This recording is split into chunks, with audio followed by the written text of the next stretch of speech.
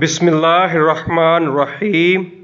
ایک مرتبہ رسول اللہ صلی اللہ علیہ وسلم مسجد میں تشریف فرما تھے اور لوگ آپ صلی اللہ علیہ وسلم کے ارد گرد بیٹھے ہوئے تھے کہ 3 آدمی وہاں آئے۔ ان میں سے 2 رسول اللہ صلی اللہ علیہ وسلم کے سامنے پہنچ گئے اور ایک واپس چلا گیا۔ راوی کہتے ہیں کہ پھر وہ دونوں رسول اللہ صلی اللہ علیہ وسلم کے سامنے کھڑے ہو گئے۔ اس کے بعد ان میں سے ایک نے جب مجلس میں ایک جگہ کچھ گنجائش دیکھی تو وہاں بیٹھ گیا، اور دوسرا اہل مجلس کے پیچھے بیٹھ گیا، اور تیسرا جو تھا وہ لوٹ گیا۔ تو جب رسول اللہ صلی اللہ علیہ وسلم اپنی گفتگو سے فارغ ہوئے تو صحابہ رضی اللہ عنہ سے فرمایا کہ میں تمہیں 3 آدمیوں کے بارے میں نہ بتاؤں تو سنو۔